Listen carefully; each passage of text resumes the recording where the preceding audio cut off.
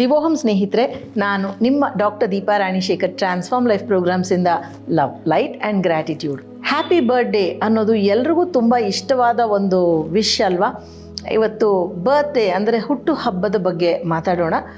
ಅದರ ಮುಂಚೆ ನಿಮಗೆ ಗೊತ್ತು, ಸವಿನಯ ವಿನಂತಿ, ನೀವು ಇನ್ನೂ ನಮ್ಮ ಚಾನಲ್ನ ಸಬ್ಸ್ಕ್ರೈಬ್ ಮಾಡ್ಕೊಂಡಿಲ್ಲ ಅಂದರೆ ದಯವಿಟ್ಟು ಬೆಲ್ಲೈಕನ್ನ ಟಿಂಗ್ ಟಿಂಗ್ ಅನಿಸಿ ಮತ್ತು ಚಾನಲ್ನ ಸಬ್ಸ್ಕ್ರೈಬ್ ಮಾಡ್ಕೊಳ್ಳಿ. ಆಗ ವಿಡಿಯೋ ಬಂದ ತಕ್ಷಣ ನಿಮಗೆ ಗೊತ್ತಾಗುತ್ತೆ.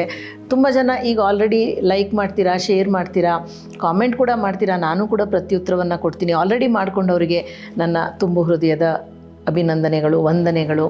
Thank you so much. ಕತೆ ಹೇಳಬೇಕಲ್ವ ನಾನು ವಿಷಯಕ್ಕೆ ಹೋಗೋ ಮುಂಚೆ. ಹುಟ್ಟುಹಬ್ಬ ಅಂತಂದಾಗ ಎಲ್ರಿಗೂ ಒಂಥರ ಖುಷಿ. ಅಂದರೆ ನಾವು ಪ್ರತಿದಿನ ಖುಷಿಯಾಗಿರ್ತೀವಿ, ಆದರೆ ಅವತ್ತು ಇನ್ನೂ ಸ್ವಲ್ಪ ಹೆಚ್ಚು ಖುಷಿಯಾಗಿರ್ತೀವಿ. ಹಬ್ಬ ಅಂದರೆ ಹೆಚ್ಚು ಆಚರಿಸ್ತೀವಿ, ಒಂದು ಹಿಡಿ ಹೆಚ್ಚು ಊಟ ಮಾಡ್ತೀವಿ, ಒಂದು ಹೂ ಹೆಚ್ಚು ಹಾಕ್ತೀವಿ. ಆ ಥರ ಎಲ್ಲೋ ಒಂದು ಸ್ಪೆಷಲ್, ಒಂದು ಸೆಲೆಬ್ರೇಷನ್. ಹಾಗೆ ನೋಡಿದಾಗ ಒಂದು ಮಹಿಳೆ ಪ್ರತಿ ವರ್ಷ ತನ್ನ ಹುಟ್ಟುಹಬ್ಬನ ವಿಜೃಂಭಣೆಯಿಂದ ಆಚರಿಸ್ಕೋತಾ ಇದ್ಲಂತೆ. ಎಲ್ಲ ಥರ ವಿಜೃಂಭಣೆ, ಖುಷಿಯಾಗಿರ್ತಿದ್ಲಂತೆ. ಆದರೂ ಏನೋ ಒಂಥರ ಒಂದು ಇನ್ಕಂಪ್ಲೀಟ್ನೆಸ್, ಏನೋ ಒಂದು ಸಮಾಧಾನ ಇಲ್ಲದೆ ಇರೋವಂಥ ಒಂದು ಚಿತ್ತದಲ್ಲಿ ಇರ್ತಿದ್ಲಂತೆ. ಒಂದಿನ ಒಂದು ಗುರುಗಳ ಹತ್ರ ಹೋಗಿ, ಗುರುಗಳೇ ಯಾಕೋ ಹೀಗಾಗತ್ತೆ ನನಗೆ, ಯಾವಾಗ ನಾನು ಏನೇ ಮಾಡಿದ್ರೂ, ಎಷ್ಟೇ ಚೆನ್ನಾಗಿ ಬರ್ತ್ಡೇ ಪಾರ್ಟಿ ಮಾಡ್ತಾರೆ, ಯಜಮಾನ್ರು ಗಿಫ್ಟ್ ಕೊಡ್ತಾರೆ, ಮಕ್ಕಳೆಲ್ಲ ವಿಶ್ ಮಾಡ್ತಾರೆ, ಗಿಫ್ಟ್ ಕಳಿಸ್ತಾರೆ, ಫ್ರೆಂಡ್ಸ್ ಎಲ್ಲ ಬರ್ತಾರೆ, ನಾನು ಪಾರ್ಟಿ ಕೊಡ್ತೀನಿ, ಎಲ್ಲ ಮಾಡಿದ್ರೂ ಏನೋ ಒಂದು ಅಸಮಾಧಾನ, ಯಾಕೆ ಹೀಗಾಗತ್ತೆ ಅಂತ ಆ ಮಹಿಳೆ ಆ ಗುರುಗಳನ್ನು ಕೇಳಿದಾಗ, ಗುರುಗಳ ಆ ಮಹಿಳೆಗೆ ಸಣ್ಣ ಸೀಳಿರುವಂಥ ಒಂದು ಪಾತ್ರೆಯಲ್ಲಿ ನೀರನ್ನು ತುಂಬಿಬಿಟ್ಟು, ಈ ನೀರನ್ನು ಹೀಗೆ ನೀನು ಪಾತ್ರೆನ ಮನೆಗೆ ತೊಗೊಂಡು ಹೋಗು, ನಡ್ಕೊಂಡು ಹೋಗಬೇಕು ಅಂತ ಹೇಳ್ತಾರೆ. ತುಂಬ ದೂರ ಏನಿರೋದಿಲ್ಲ. ಗುರುಗಳ ಮನೆಯಿಂದ ಆಕೆ ನಡ್ಕೊಂಡು ತನ್ನ ಮನೆಗೆ ಹೋಗ್ತಾಳೆ. ಅಲ್ಲಿ ಮನೆಗೆ ಹೋದಾಗ ನೋಡ್ತಾಳೆ ನೀರೆಲ್ಲ ಪೂರ್ತಿ ಸೋರು ಹೋಗಿರುತ್ತೆ. ಮತ್ತು ಮಾರನೇ ದಿವಸ ಗುರುಗಳ ಹತ್ರ ಬಂದು, ನೀರೆಲ್ಲ ಸೋರೋಗಿತ್ತಲ್ಲ ಗುರುಗಳೇ ಅಂದಾಗ, ಅವರು ಮತ್ತೆ ಅದೇ ಪಾತ್ರೆಗೆ ಒಳಗಡೆಯಿಂದ ಸಾರಿಸ್ಬಿಟ್ಟು, ಅಂದರೆ ಈ ಪೇಪರ್ ಎಲ್ಲ ರುಬ್ತಾರಲ್ವ, ಸಾರಿಸ್ಬಿಟ್ಟು ಅದನ್ನು ಒಣಗಿಸ್ಬಿಟ್ಟು ಕೊಡ್ತಾರೆ. ಒಂಚೂರು ಮಣ್ಣನ್ನು ಹಾಕಿ ತೇಪೆ ಹಾಕ್ಬಿಟ್ಟು ಕೊಡ್ತಾರೆ. ಮತ್ತು ಅದು ಒಣಗಿದ ಮೇಲೆ ನೀರು ತುಂಬಿ ಕೊಡ್ತಾರೆ. ಈಗ ತೊಗೊಂಡು ಹೋಗು ಮಗಳೇ ಅಂಥೇಳಿ. ಆಗ ಆ ಮಹಿಳೆ ನೀರನ್ನು ತಂದಾಗ ಅದು ತುಳುಕ್ದಿರ ಮನೆ ತನಕ ಬರುತ್ತೆ, ಅಂದರೆ ಅದು ಸೋರು ಹೋಗ್ದಿರ.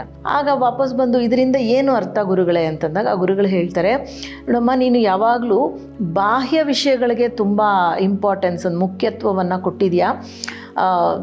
ಕೇಕ್ ಇರ್ಬೋದು, ಗಿಫ್ಟ್ ಇರ್ಬೋದು, ಪಾರ್ಟಿ ಇರ್ಬೋದು, ಇದೆಲ್ಲ ಬಾಹ್ಯ, ಹೊರಗಡೆಗೆ ನಡೆಯುವಂಥ ವಿಷಯ. ಒಳಗಡೆಗೆ ನಿನ್ನ ಮನಸ್ಸಿಗೆ, ನಿನ್ನ ಆಧ್ಯಾತ್ಮಿಕ ಬೆಳವಣಿಗೆಗೆ ಏನು ಮಾಡಿದ್ಯಾ. ಸೊ ಹಾಗಾಗಿ ನೀನು ಏನೂ ಮಾಡ್ತಾ ಇಲ್ದಿರೋದ್ರಿಂದ ನಿನಗೆ ಒಂದು ಖಾಲಿತನ ಕಾಡುತ್ತೆ, ಇನ್ಕಂಪ್ಲೀಟ್ನೆಸ್ ಇದೆ ಅಂತ ಹೇಳಿ ಗುರುಗಳು ಹೇಳ್ತಾರೆ. ಏನು ಮಾಡಬೇಕು ಗುರುಗಳೇ ಅಂತಂದಾಗ, ಇನ್ನು ಮೇಲೆ ಬರ್ತ್ಡೇ ಅನ್ನೋದು ಬರೀ ಒಂದು ವರ್ಷವಲ್ಲ, ನಮ್ಮ ಜೀವನದ ಮತ್ತೊಂದು ವರ್ಷ ಅಂತಲ್ಲ, ಅದು ಒಂದು ಪೋರ್ಟಲ್, ಒಂದು ಎನರ್ಜೆಟಿಕ್ ಪೋರ್ಟಲ್, ಒಂದು ದ್ವಾರ ಇದ್ದ ಹಾಗೆ. ನಮ್ಮ ಜೀವನ ಕಳೆದ ದಿನವನ್ನು, ಮುಂಬರಲಿರೋ ದಿನವನ್ನು ಹೇಗೆ ನಾವು ತೀಡ್ಕೋಬೋದು ಅನ್ನೋದಕ್ಕೆ ಒಂದು ದ್ವಾರ ಇದ್ದ ಹಾಗೆ.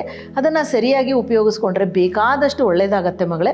ಇನ್ನು ಮುಂದೆ ನೀನು ಎದ್ದ ತಕ್ಷಣ ಮಿಂದು ದೇವರಿಗೆ ದೀಪವನ್ನು ಹಚ್ಚಿ, ನನಗೆ ಇನ್ನೊಂದು ವರ್ಷವನ್ನು ಕೊಡ್ತಾ ಇರೋದಕ್ಕೆ ನನಗೆ ತುಂಬ ಕೃತಜ್ಞತೆಗಳು ದೇವರೇ, ಥ್ಯಾಂಕ್ ಯು, ಗ್ರ್ಯಾಟಿಟ್ಯೂಡ್ ಅಂತ ದೇವರಿಗೆ ಹೇಳಿ, ಈ ವರ್ಷ ಚೆನ್ನಾಗಿರಲಿ ಅಂತ ಆಶೀರ್ವಾದವನ್ನು ಮಾಡು ದೇವರೇ ಅಂತ ಹೇಳಿ ದೀಪವನ್ನು ಹಚ್ಚಿ ನೈವೇದ್ಯವನ್ನು ಮಾಡಿ, ಮತ್ತು ತಂದೆ ತಾಯಿಗಳು, ಹಿರಿಯರು ಯಾರಿರ್ತಾರೋ ಅವರಿಗೆಲ್ಲ ನಮನವನ್ನು ಮಾಡಿ, ಗುರುಗಳಿಗೆ ಆಶೀರ್ವಚನವನ್ನು ಬೇಡಿ, ನಂತರ ಹಸುವಿಗೆ ಒಂದು ಚೂರು ಊಟವನ್ನು ತಿನ್ನಿಸಿ, ಅಥವಾ ಎಲ್ಲಾದರೂ ದಾನವನ್ನು ಮಾಡಿ, ಯಾವುದಾದ್ರೂ ಅದು ಅನಾಥಾಶ್ರಮ ಇರ್ಬೋದು, ಯಾವುದೋ ಕಾಯಿಲೆ ಇರೋ ಮಗುಗಿರ್ಬೋದು, ಹೇಗಾದರೂ ಸರಿ ದಾನವನ್ನು ಮಾಡಿ, ಮತ್ತು ದೇವಸ್ಥಾನಕ್ಕೆ ಹೋಗಿ, ಮತ್ತು ಒಳ್ಳೆಯ ವಿಷಯಗಳನ್ನು ಮಾಡಿ, ಅವತ್ತು ಒಳ್ಳೆಯ ನುಡಿಗಳನ್ನಾಡಿ, ಯಾರಿಗಾದರೂ ಸಹಾಯವನ್ನು ಮಾಡಿ. ಇದೆಲ್ಲದರ ಜೊತೆಯಲ್ಲಿ ನೀವು ಪಾರ್ಟಿ ಕೂಡ ಮಾಡಿ, ಅದನ್ನು ಮಾಡಬೇಡ ಅಂತ ಹೇಳ್ತಿಲ್ಲ. ಅದರ ಜೊತೆಯಲ್ಲಿ ಈ ಥರ ಒಳ್ಳೆಯ ವಿಚಾರಗಳನ್ನು ಮಾಡಿದಾಗ, ಮತ್ತು ಜೀವನದ ಬಗ್ಗೆ ಒಂದು ಕೃತಜ್ಞತಾ ಭಾವನೆ ಇರಲಿ. ನನ್ನ ದೇಹ ಆರೋಗ್ಯ ಚೆನ್ನಾಗಿದೆ, ನನ್ನ ಮಾನಸಿಕ ಆರೋಗ್ಯ ಚೆನ್ನಾಗಿದೆ, ಆರ್ಥಿಕ ಸ್ಥಿತಿ ಚೆನ್ನಾಗಿದೆ, ಈ ಥರ ಎಲ್ಲವನ್ನು ಸ್ಮರಿಸ್ಕೊಳ್ತಾ ಒಂದೊಂದಕ್ಕೆ ನೀವು ಧನ್ಯತಾ ಭಾವವನ್ನು, ಕೃತಜ್ಞತೆಯಿಂದ ಮೆರೆದಾಗ ನಿಮ್ಮ ಇಡೀ ವರ್ಷ ಚೆನ್ನಾಗಿರುತ್ತೆ. ನಿಮ್ಗೆ ಇಡೀ ವರ್ಷ ಹೇಗಿರಬೇಕು ಅಂತ ಹೇಳ್ಕೊಳ್ಳಿ, ಆಗ ಎಷ್ಟು ಚೆನ್ನಾಗಿರುತ್ತೆ ನೋಡಿ ಅಂತಂದಾಗ, ಆ ವರ್ಷ ಆ ಮಹಿಳೆ ಹಾಗೆ ತನ್ನ ಒಂದು ಹುಟ್ಟು ಹಬ್ಬವನ್ನು ಮಾಡ್ಕೊಂಡು ಬಂದು, ಗುರುಗಳೇ ನಂಗೆ ತುಂಬ ಶಾಂತಿ ಸಿಕ್ಕಿದೆ, ತುಂಬ ಸಂತೋಷ ಇದೆ, ನಾನು ಪ್ರತಿ ವರ್ಷ ಹೀಗೆ ಮಾಡ್ತೀನಿ, 10 ಜನಕ್ಕೆ ಈ ವಿಷಯವನ್ನು ಹೇಳ್ತೀನಿ ಅಂತ ಹೇಳಿದಾಗ ಗುರುಗಳು ಆಶೀರ್ವಚನವನ್ನು ನೀಡಿ ಆ ಮಹಿಳೆಯನ್ನು ಕಳಿಸ್ಕೊಡ್ತಾರೆ.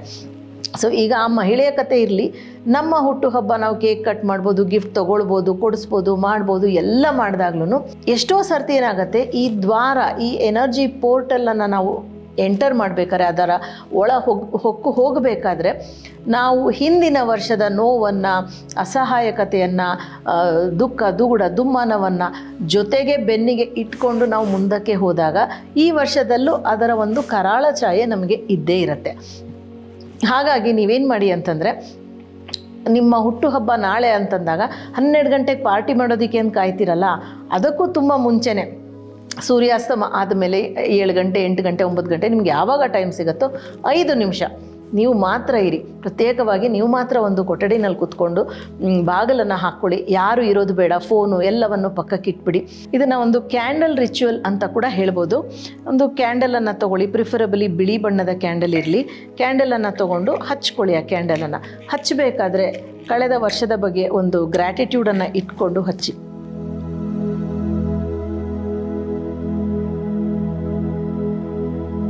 ಕ್ಯಾಂಡಲನ್ನು ಹಚ್ಚಿ ಆದಮೇಲೆ ಈ ಉರಿಯೋ ಜ್ಯೋತಿಯನ್ನು ನೋಡಿಕೊಂಡು ಕೋಪವನ್ನೆಲ್ಲ, ಇಡೀ ವರ್ಷದ ಈ ಹಿಂದಿನ ವರ್ಷ ಇದ್ದಂಥ ಕೋಪವನ್ನೆಲ್ಲ ನಾನು ರಿಲೀಸ್ ಮಾಡ್ತಾಯಿದ್ದೀನಿ. ನನ್ನ ದುಃಖವನ್ನೆಲ್ಲ ನಾನು ಈ ಒಂದು ಅಗ್ನಿಗೆ ಆಹುತಿಯಾಗಿ ಕೊಡ್ತಾಯಿದ್ದೀನಿ. ನನಗೆ ಯಾರ್ಯಾರು ನೋವನ್ನು ಉಂಟು ಮಾಡಿದ್ರು, ನಿಮಗೆ ನೆನಪಿದ್ರೆ ಹೆಸರನ್ನು ಕೂಡ ಹೇಳ್ಬೋದು. ಇವರು ನನಗೆ ತುಂಬ ದುಃಖವನ್ನು ಕೊಟ್ಟಿದ್ದಾರೆ, ಮೋಸವನ್ನು ಮಾಡಿದ್ದಾರೆ, ನೋವನ್ನುಂಟು ಮಾಡಿದ್ದಾರೆ, ಅವರನ್ನು ನಾನು ಕ್ಷಮಿಸ್ತೀನಿ. ಆ ಒಂದು ನೋವು, ಅದರಿಂದ ಬಂದಂಥ ಕಹಿ ಏನಿದೆ ಅದನ್ನು ಕೂಡ ನಾನು ಈ ಬೆಂಕಿಗೆ ಅರ್ಪಿಸ್ತೀನಿ. ಎಲ್ಲರನ್ನು ನನಗೆ ಯಾವ್ಯಾವುದು ಈ ಮುಂದಿನ ವರ್ಷಕ್ಕೆ ತೊಗೊಂಡು ಹೋಗೋದಕ್ಕೆ ಇಷ್ಟ ಇಲ್ವೋ, ಅದು ದೈಹಿಕ ನೋವು ಕೂಡ ಇರ್ಬೋದು. ಹೋದ ವರ್ಷ ನಾನು ಬಿದ್ದು ಕಾಲು ಪೆಟ್ಟು ಮಾಡ್ಕೊಂಡಿದ್ದೆ, ಆ ನೋವು ಇನ್ನೂ ಸ್ವಲ್ಪ ಇದೆ, ಹಾಗೆ ಒಂಚೂರು ನೋವು ಅನಿಸುತ್ತೆ, ಅದನ್ನು ಕೂಡ ಈ ಬೆಂಕಿಗೆ, ಈ ಜ್ಯೋತಿಗೆ ಆಹುತಿಯಾಗಿ ಕೊಡ್ತಾಯಿದ್ದೀನಿ.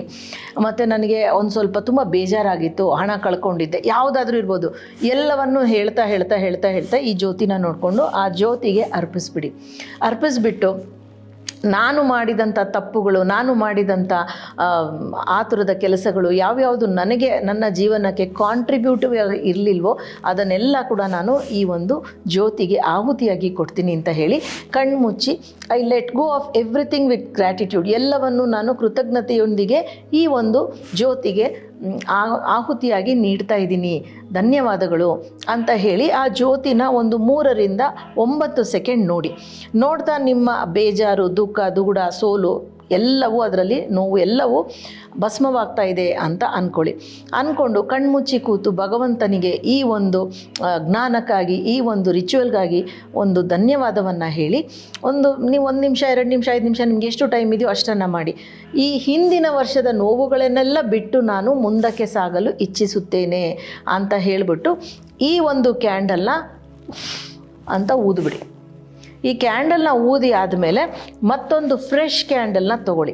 ಫ್ರೆಶ್ ಕ್ಯಾಂಡಲ್ನ ತೊಗೊಂಡಾಗ ಈ ಕ್ಯಾಂಡಲ್ನ ಹಚ್ಚೋ ಮುಂಚೆ 3 ವಿಷಯಗಳು ನಿಮಗೆ ತುಂಬ ಮುಖ್ಯವಾಗಿ ಈ ಮುಂಬರಲಿರೋ ವರ್ಷದಲ್ಲಿ ಏನು ಬೇಕೋ ಆ 3 ವಿಷಯವನ್ನು ಇನ್ಸ್ಕ್ರೈಬ್ ಮಾಡಿ. ಅಂದರೆ ಇದರ ಮೇಲೆ ಕೆತ್ತನೆಯನ್ನು ಮಾಡಿ, ಪೆನ್ ಇರ್ಬೋದು, ಪಿನ್ ಇರ್ಬೋದು, ಯಾವುದರಿಂದಾದರೂ ಆಗ್ಬೋದು. ಫಸ್ಟು ಏನು ಹೇಳೋಣ, ಆರೋಗ್ಯ, ಹೆಲ್ತ್, ಇಂಗ್ಲೀಷ್ ಕನ್ನಡ ಯಾವ ಭಾಷೆಯಲ್ಲಾದರೂ ಬರಿಬೋದು. ಹೆಲ್ತ್ ಹತ್ರ ಆರೋಗ್ಯ ಅಂತ ಬರೀರಿ, ಅದು ನಿಮಗೆ ಕಾಣಬೇಕು ಅಂತಲೂ ಏನಿಲ್ಲ. ಮತ್ತು ಕ್ಲಾಕ್ ವೈಸ್ ಒಂದು ಟ್ವಿಸ್ಟನ್ನು ಕೊಡಿ. ಮತ್ತು ನಿಮಗೆ ಮದುವೆ ಆಗಬೇಕು ಅಂತಂದರೆ ರಿಲೇಷನ್ಶಿಪ್, ಮ್ಯಾರೇಜ್ ಅಂತ 2 ಸೇರಿಸಿ ಬರಿಬೋದು. 2 ಒಂದೇ ವಿಷಯಕ್ಕೆ ಅಲ್ಲ, ನನಗೆ ಮದುವೆ ಆಗಿದೆ, ನಾನು ಅದನ್ನು ಬರೀತಾ ಇಲ್ಲ, excuse me, sorry. So health ಬರೆದಾಯಿತು. ಮತ್ತು ವೆಲ್ತ್, ಅಬಂಡೆನ್ಸ್, ಮನಿ ಅಂತ ಬೇಕಾದರೆ ಬರಿಬೋದು. ಮತ್ತು 3ನೇದು ಹೆಲ್ತ್ ಆಯಿತು, ರಿಲೇಷನ್ಶಿಪ್ ಬೇಕಾದವರು ಬರೀರಿ, ಮನಿ ಬೇಕಾದವರು ಬರೀರಿ, ಮತ್ತು ಇನ್ನೇನನ್ನು ಬರಿಬೋದು, ಹೆಸರು, ಫೇಮ್, ನೇಮ್ ಅದನ್ನು ಬೇಕಾದರೂ ಬರಿಬೋದು. ಬರೆದುಬಿಟ್ಟು ಪೆನ್ನನ್ನು ಪಕ್ಕಕ್ಕೆ ಇಟ್ಬಿಟ್ಟು ನೆಕ್ಸ್ಟು ಈ ಕ್ಯಾಂಡಲ್ನ ಹಚ್ಚೋವಂಥ ಸಮಯ ಬಂತು. ಈ ಕ್ಯಾಂಡಲ್ ಇಲ್ಲೇ ಇದ್ದರೂ ಪರವಾಗಿಲ್ಲ, ಅಥವಾ ಇದನ್ನು ಪಕ್ಕಕ್ಕೆ ತೆಗೆದು ಇಟ್ಬಿಡಿ. ಇದನ್ನು ಮತ್ತೆ ಯಾವುದಕ್ಕೂ ಬಳಸಬೇಡಿ, ಅದನ್ನು ಹಾಗೆ ಡಿಸ್ಕಾರ್ಡ್ ಮಾಡಿಬಿಡಿ, ಕಸಕ್ಕೆ ಹಾಕಿದ್ರೂ ನಡೆಯುತ್ತೆ. ಈ ಕ್ಯಾಂಡಲನ್ನು ಹಚ್ಚಬೇಕಾದ್ರೆ ದೇವರಿಗೆ ಧನ್ಯವಾದಗಳನ್ನು ಹೇಳ್ತಾ ಹಚ್ಚಿ. ಸೊ ಇದು ನೀವು ಈ ಮುಂದೆ ಬರಲಿರುವ ವರ್ಷದ ಕ್ಯಾಂಡಲ್. ನೀವು 3 ವಿಷಯಗಳನ್ನು ಅದರ ಮೇಲೆ ಇನ್ಸ್ಕ್ರೈಬ್ ಮಾಡಿದ್ದೀರಾ. ನೀವು ಈ ಹಿಂದಿನ ಕ್ಯಾಂಡಲಲ್ಲಿ ಮಾಡಿದಾಗಲೂ ನಿಮ್ಮ ಬಗ್ಗೆ ಆಗಲಿ, ಬೇರೆಯವರ ಬಗ್ಗೆ ಆಗಲಿ, ಜಡ್ಜ್ಮೆಂಟ್ ಆಗಲಿ, ಕೋಪ ಆಗಲಿ ಏನೂ ಇರೋದಿಲ್ಲ. ಸೊ ಈ ಕ್ಯಾಂಡಲನ್ನು ಹಚ್ಚಿದಾಗ ನೀವು ಯಾಕೆ ಹಚ್ಚಿದ್ದೀರಾ? ದೇವರಿಗೆ ಧನ್ಯವಾದವನ್ನು ಹೇಳಿ. ಮತ್ತೊಂದು ವರ್ಷವನ್ನು ನನಗೆ ದಯಪಾಲಿಸಿದೆಯಾ, ಅದಕ್ಕೆ ನಾನು ನಿನಗೆ ಕೃತಜ್ಞತೆಯನ್ನು ಹೇಳ್ತಾ ಇದ್ದೀನಿ. ನಾನು ಆರೋಗ್ಯದಿಂದ ಮುಂಬರುವ ವರ್ಷವನ್ನು ವೆಲ್ಕಮ್ ಮಾಡ್ತಾ ಇದ್ದೀನಿ, ಸ್ವಾಗತಿಸುತ್ತಿದ್ದೇನೆ, ಅದಕ್ಕೆ ಧನ್ಯವಾದಗಳು. ನನ್ನ ಹಣಕಾಸಿನ ವಿಷಯ ಚೆನ್ನಾಗಿದೆ, ಇನ್ನೂ ಚೆನ್ನಾಗಾಗಲಿ ಅಂತ ಕೇಳ್ಕೊಳ್ತೀನಿ, ಅದಕ್ಕೆ ಧನ್ಯವಾದಗಳು. ಮತ್ತು ನನ್ನ ಸಂಬಂಧಗಳೆಲ್ಲ, ಅಂದರೆ ಸಂಬಂಧ ಅಂತಂದರೆ ಗಂಡ ಹೆಂಡತಿ ಅಕ್ಕ ತಂಗಿ ಸಂಬಂಧ ಅಂತಲೇ ಅಲ್ಲ, ಅಫಿಷಿಯಲ್ ಇರ್ಬೋದು, ಯಾವುದಾದ್ರೂ ಇರ್ಬೋದು, ಕ್ಲೈಂಟ್ ಇರ್ಬೋದು, ಎಲ್ಲರ ಜೊತೆ ಸಂಬಂಧ ಚೆನ್ನಾಗಿದೆ. ಅದರಿಂದ ನನಗೂ ವೃದ್ಧಿ ಆಗ್ತಾ ಇದೆ, ಅಭಿವೃದ್ಧಿ ಆಗ್ತಾ ಇದೆ, ಸಮೃದ್ಧಿ ಆಗ್ತಾ ಇದೆ, ಅವರಿಗೂ ಅಭಿವೃದ್ಧಿ ಸಮೃದ್ಧಿ ಆಗ್ತಾ ಇದೆ ಅಂತ ಹೇಳಿಬಿಟ್ಟು ಅದಕ್ಕೂ ಧನ್ಯವಾದವನ್ನು ನೀಡಿ. ಮತ್ತು ನೀವು ಮದುವೆ ಆಗಬೇಕು ಅಂತಿದ್ದಲ್ಲಿ ನಾನು ಈ ವರ್ಷ ಮದುವೆಯನ್ನು ಆಗ್ತೀನಿ ಅಂತ ಹೇಳಿ ಎಲ್ಲದಕ್ಕೂ ಧನ್ಯವಾದಗಳನ್ನು ಹೇಳಿಬಿಟ್ಟು 3 ವಿಷಯವನ್ನು ಹೇಳಿದ್ದೀರಲ್ವಾ, ಕನಿಷ್ಠ 3 ನಿಮಿಷ 3 ಸೆಕೆಂಡ್ರಿಂದ 9 ಸೆಕೆಂಡ್ ಈ ಫ್ಲೇಮನ್ನು ನೋಡ್ತಾ ನಿಮಗೆ ಏನೇನು ಬೇಕೋ ಅದೆಲ್ಲ ನಿಮ್ಮ ಜೀವನದಲ್ಲಿ ನಡೀತಾ ಇರೋ ಹಾಗೆ ಪರಿಕಲ್ಪನೆ, ವಿಜುವಲೈಸೇಷನನ್ನು ಮಾಡಿ. ವಿಜುವಲೈಸೇಷನ್ ಮಾಡಬೇಕಾದ್ರೆ ಥ್ಯಾಂಕ್ ಯು ಹೇಳ್ತಾ ಹೋಗಿ ಅಡ್ವಾನ್ಸ್ ಗ್ರ್ಯಾಟಿಟ್ಯೂಡ್ ಆಲ್ರೆಡಿ ನಿಮ್ಮ ಜೀವನದಲ್ಲಿ ನಡೆದ ಹಾಗೆ ಕಲ್ಪಿಸ್ಕೊಂಡು, ಥ್ಯಾಂಕ್ ಯು, ನನಗೆ ಹಣಕಾಸಿನ ಅಭಾವವೆಲ್ಲ ನನಗೆ ಹೇರಳವಾಗಿ ಹಣಕಾಸು ಬರ್ತಾ ಇದೆ, ಥ್ಯಾಂಕ್ ಯು ಅಂತ ಹೇಳೋದು ತುಂಬ ಎಫೆಕ್ಟಿವ್ ಇರುತ್ತೆ. ನನ್ನ ಆರೋಗ್ಯ ಸುಧಾರಿಸಿ ನಾನು ತುಂಬ ಆರೋಗ್ಯದಿಂದ ಫಿಟ್ಟಾಗಿ ಇದ್ದೀನಿ ಅಂತ ಆ ಒಂದು ಫ್ಲೇಮ್ನ ನೋಡ್ಕೊಂಡು ಹೇಳೋದು ತುಂಬ ವಿಶೇಷ. ಅಡ್ವಾನ್ಸ್ ಗ್ರ್ಯಾಟಿಟ್ಯೂಡ್ ಕೊಟ್ಟಾಗ ತುಂಬ ಬೇಗ ಆಗುತ್ತೆ. ಸೊ ನೀವು ಏನೇನನ್ನು 3 ಬರೆದಿದ್ದೀರಾ ಅದರ ಜೊತೆ ನೀವು ಒಂದು 8-9 ವಿಷಯಗಳನ್ನು ನೀವು ಏನನ್ನು ಬರಮಾಡ್ಕೋಬೇಕು. ಇವಾಗ ಯಾವುದೋ ಒಂದು ಟೆಂಡರ್ ನಿಮಗೆ ಪಾಸ್ ಆಗಬೇಕು, ಯಾವುದೋ ಒಂದು ಬಿಸ್ನೆಸ್ ಶುರು ಆಗಬೇಕು, ಅಥವಾ ಮತ್ತೊಂದು ಇನ್ನೇನು ಅಂತ ಇದ್ದಾಗ ಯಾವುದೋ ಅವಾರ್ಡ್ ನಿಮಗೆ ಬರಬೇಕು, ರೆಕಗ್ನಿಷನ್ ನಿಮಗೆ ಬರಬೇಕು, ಯಾರೋ ಒಬ್ಬರ ಜೊತೆ ಸ್ವಲ್ಪ ಅಸಮಾಧಾನ ಆಗಿತ್ತು, ಅದನ್ನು ಈ ಕ್ಯಾಂಡಲ್ ಜೊತೆ ಸುಟ್ಟುಬಿಟ್ಟಿದ್ದೀರಾ, ಅವರ ಜೊತೆ ಒಂದು ಸ್ನೇಹ ಬೆಳಿಬೇಕು, ಏನಾದರೂ ಇರಲಿ ಅದನ್ನು ನೀವು ಇದರ ಮೂಲಕ ವೆಲ್ಕಮ್ ಮಾಡ್ಬೋದು. ಆದರೆ ಡಿಸ್ಕ್ಲೇಮರ್, ಬೇರೆಯವರ ಹೆಂಡತಿ, ಬೇರೆಯವರ ಗಂಡ, ನಿಮ್ಮದಲ್ಲದ ಬೇರೆಯವರ ಆಸ್ತಿ, ಅದಕ್ಕೆ ಖಂಡಿತ ಆಸೆ ಪಡಬೇಡಿ. ಅದಕ್ಕೆ ಯಾವುದೇ ರೀತಿಯ ಹೀಲಿಂಗ್ ಕೂಡ ಸಪೋರ್ಟ್ ಮಾಡೋದಿಲ್ಲ. ಇದನ್ನು ನೀವು ಆರಿಸೋದು ಬೇಕಿಲ್ಲ. ಇದನ್ನು ಹಾಗೆ ನಿಮ್ಮ ಬೆಡ್ ಪಕ್ಕ ಅಥವಾ ಹಾಲಲ್ಲಿ ಎಲ್ಲಿದೆಯೋ ಹಾಗೆ ಬಿಟ್ಟು ನೀವು ಮಲ್ಕೋಬೋದು. ಅಕಸ್ಮಾತ್ ನೀವು ಬೆಡ್ ಪಕ್ಕ ತೊಗೊಂಡೋಗಿ ಇಟ್ಕೊಳ್ಳೋದಾದರೂ ಸರಿ, ಎಲ್ಲಿ ಇದ್ದೀರೋ ಅಲ್ಲಿ ಹಾಲಲ್ಲಿ ಎಲ್ಲಿ ಬಿಟ್ಟರೂ ಸರಿ, ಕರ್ಟನ್ನು, ಪರದೆಗಳು ಅಥವಾ ಸೋಫಾ ಅದೆಲ್ಲ ಸೇಫಾಗಿದೆಯಾ ನೋಡಿಕೊಂಡು ಮಾಡಿ. ಟೇಬಲ್ ಕ್ಲಾತು ಅದೇನಾದ್ರು ಹತ್ಕೊಳ್ಳೋ ಥರ ಇರೋದು ಬೇಡ, ಸೇಫಾಗಿರೋ ಹಾಗೆ ಮಾಡಿ. ಏನಿಲ್ಲ ಅಂದರೆ ಒಂದು ಸ್ಟೀಲ್ ತಟ್ಟೆನ ಮಗ್ಚಾಕ್ಬಿಟ್ಟು ಇಟ್ಟರು ಸ್ಟೀಲ್ ತಟ್ಟೆ ಹತ್ಕೊಳ್ಳೋದಿಲ್ಲ. ಸೊ ಹಾಗೆ ಅದನ್ನೆಲ್ಲ ಸೇಫ್ ಮಾಡಿ ಇಡೀ ರಾತ್ರಿ ಕ್ಯಾಂಡಲ್ ಉರಿಲಿ. ನೀವು ಎಷ್ಟೊತ್ತು ನಿಮಗೆ ಧನ್ಯವಾದ ಕೊಡೋಕ್ಕಾಗತ್ತೋ ಅಷ್ಟೊತ್ತು ಮಾತ್ರ ಕೊಡಿ. ಬಾಕಿ ಇದ್ದಂಗೆ ನಿಮ್ಮ ವರ್ಷ ಹೊಸದಾಗಿ ಉತ್ಸಾಹದಿಂದ, ಉಲ್ಲಾಸದಿಂದ, ಆರೋಗ್ಯ, ಚೈತನ್ಯ ಎಲ್ಲವೂ ಮಾನಸಿಕ ವಿಕಸನ ಎಲ್ಲವೂ ಅಭಿವೃದ್ಧಿ ಆಗ್ತಾ ನಿಮಗೆ ಹೊಸ ವರ್ಷ, ನಿಮ್ಮ ಹುಟ್ಟುಹಬ್ಬ ನಿಮಗೆ ಸಿಗತ್ತೆ. ಹೀಗೆ ಪ್ರತಿ ವರ್ಷ ಮಾಡ್ತಾ ಹೋದಾಗ ವರ್ಷವೂ ಅಭಿವೃದ್ಧಿನೇ ಆಗುತ್ತೆ. ಯಾರ್ಯಾರೆಲ್ಲ ಬರ್ತ್ಡೇ ಮಾಡ್ಕೋತಿದ್ದೀರೋ ಇದನ್ನೊಮ್ಮೆ ಮಾಡಿ ನೋಡಿ.